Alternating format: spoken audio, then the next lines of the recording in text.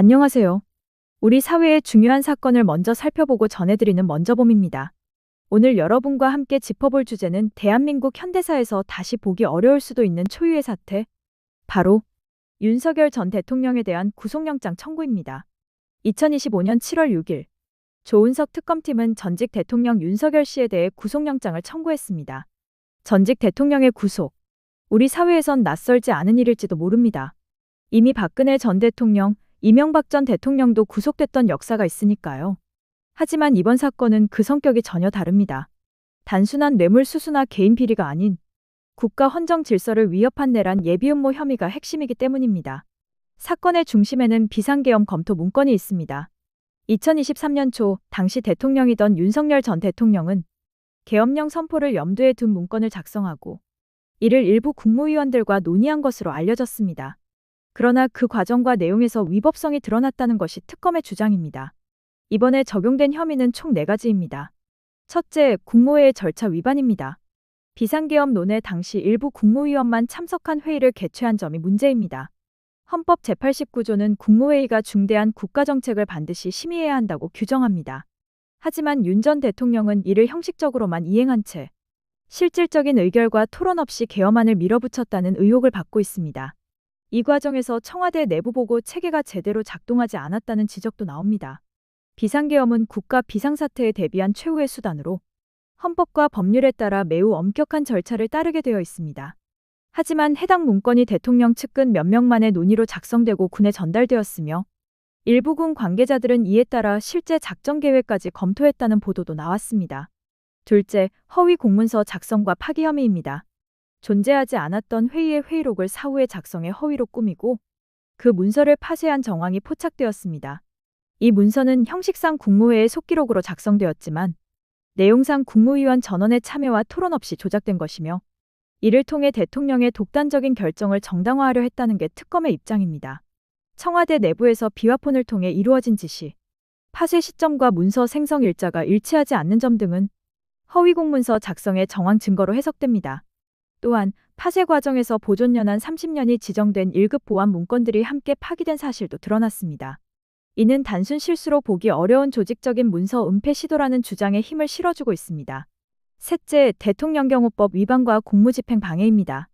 2025년 6월 공수처가 체포영장을 집행하러 갔을 때 윤 전 대통령은 경호팀에게 출입을 저지하라고 지시했습니다. 그 과정에서 총은 경호관이 더 잘 쏜다는 발언까지 나왔다는 보도가 있었습니다. 이 발언은 단순한 감정 표현을 넘어서 공권력에 대한 물리적 저항 의지를 드러낸 것으로 해석되고 있습니다. 경호팀은 대통령경호법상 대통령 퇴임 이후에도 일정 기간 보호 임무를 수행하지만 그 권한은 사법 집행을 방해할 정도로 확대될 수 없습니다. 이 사건은 퇴임 대통령이 경호권을 이용해 실질적인 무장 저항을 시도한 것으로 특검은 매우 중대한 위법 사례로 보고 있습니다. 넷째, 증거인멸 시도입니다. 계엄령 논의에 참여한 고위 관계자들의 비화폰 통화 기록을 삭제하라고 지시한 정황이 드러났습니다. 비화폰은 대통령실과 군 사이의 암호화 통신 수단으로 그 기록이 남아있을 경우 계엄령 논의의 범위와 책임을 입증할 수 있는 핵심 증거가 됩니다. 통화 기록은 통신 사업자가 보관하지 않기 때문에 기기 자체에 저장된 로고와 녹취만이 유일한 증거가 됩니다. 이러한 기록의 삭제는 조직적인 증거인멸로 볼 수 있으며 특검은 이 지시에 윤 전 대통령이 개입한 명백한 정황을 확보했다고 밝혔습니다. 이처럼 중대한 사안들을 종합해 조은석 특검팀은 윤 전 대통령을 확신범이라 지칭했습니다. 즉, 자신이 한 행동이 위헌적이고 위법하다는 걸 알면서도 정치적 목적을 위해 밀어붙였다는 것입니다. 그렇다면 왜 윤 전 대통령은 이런 극단적인 판단을 했던 걸까요? 여러 정황을 살펴보면 2023년 당시 국내 정치 상황이 매우 불안정했고 대규모 촛불 시위, 여당 분열, 외환시장 불안 등 복합적인 위기가 대통령의 리더십에 심각한 타격을 주던 시기였습니다. 정권 유지와 질서 회복이라는 명분 아래 강력한 비상조치를 검토했을 가능성이 높다는 분석이 나옵니다. 하지만 이는 정당성이나 국민 동의 없이 이뤄졌다는 점에서 정권 유지 수단으로 계엄이 악용되려 한 시도라는 비판이 나옵니다. 이번 구속영장 청구에서 빠진 또 다른 혐의, 바로 외환시장 교란 혐의도 주목받고 있습니다. 2024년 하반기 외환 보유액 급감과 환율 급등 속에서 정부가 인위적으로 수치를 조작하거나 한국은행 보고서를 사전 수정했다는 의혹이 제기되었습니다. 윤 전 대통령 시절 금융위원회, 기획재정부 등에서 작성된 문건 일부가 조작된 통계 자료를 기반으로 했다는 내부 제보도 나온 바 있습니다. 이에 대해 박지영 특검보는 외환 혐의는 현재도 조사 중이며 범위가 방대해 이번 영장에는 포함되지 않았다. 하지만 수사는 계속될 것이며 별도 기소도 가능하다라고 밝혔습니다. 즉, 향후 추가 구속영장 청구나 기소 가능성은 충분히 남아있다는 뜻입니다. 윤 전 대통령 측은 이번 조치에 대해 강력히 반발하고 있습니다. 현 정권이 자신을 탄압하려고 꾸며낸 시나리오이며 수사기관이 정권의 도구가 됐다라는 주장을 펴고 있습니다. 또한 전직 대통령 신분으로 도주 우려도 없고 사안이 중대한 만큼 공개적이고 투명한 방식으로 수사받기를 원한다며 불구속 수사를 주장하고 있습니다. 정치권의 반응도 극명하게 갈립니다. 더불어민주당은 전직 대통령이라 해도 헌법과 법률 위반에 대해서는 예외가 없다며 이번 사건은 민주주의를 지키기 위한 법적 절차라고 강조했습니다. 반면 국민의힘은 정권의 입맛에 맞춘 특검이 전직 대통령을 사법적으로 숙청하려 한다며 법치가 무기화되는 위험한 전례를 만들고 있다고 반발했습니다. 조국혁신당, 진보당 등은 도주 가능성과 증거인멸 정황이 드러났고 내란 혐의는 그 자체로 사안이 중대하다며 당연히 구속 수사해야 한다라고 주장합니다. 여론은 어떨까요? 최근 한국사회여론연구소 KSOI가 발표한 여론조사에 따르면 윤 전 대통령의 구속 수사를 지지하는 응답은 57.2%, 정치보복이라고 보는 의견은 33.8%로 나타났습니다.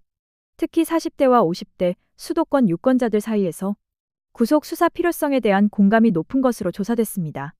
그렇다면 향후 수사 일정은 어떻게 될까요? 오는 7월 9일 오후 2시 15분 서울중앙지법에서 영장실질심사가 진행됩니다. 남세진 부장판사가 심리를 맡게 되며 그 결과는 당일 밤 늦게 발표될 가능성이 높습니다. 만약 구속영장이 발부될 경우 윤 전 대통령은 서울구치소에 수감되고 특검은 구속 상태에서 보강 수사를 진행해 7월 말까지 기소할 계획입니다. 반면 기각될 경우에는 불구속 상태에서 수사를 이어가거나 앞서 언급한 외환 혐의를 포함해 다시 구속영장을 청구할 수도 있습니다. 법원이 구속영장 발부를 결정할 때 고려하는 3대 기준은 다음과 같습니다. 혐의의 중대성, 도주 우려 여부, 증거인멸의 가능성. 이번 사건은 내란 예비음모, 허위문서 작성, 증거인멸 지시 등 모두 형법상 중범죄에 해당합니다. 특히 내란죄는 유죄가 인정될 경우 최고 무기징역까지도 가능할 만큼 중대한 범죄입니다. 지금까지 알려진 내용만으로도 윤 전 대통령이 단순히 행정적 실수나 판단 착오를 넘어서 의도적으로 헌법 체계를 흔들려 했다는 정황이 보인다면 구속 가능성은 결코 낮지 않다는 게 법조계의 중론입니다. 마지막으로 정리해 보겠습니다. 이번 사건은 단순히 한 명의 전직 대통령이 처벌받느냐의 문제가 아닙니다. 권력이란 무엇인지, 법의 지배란 무엇인지, 그리고 대한민국의 민주주의가 어디까지 왔고 또 어디로 가야 하는지를 되묻는 계기입니다.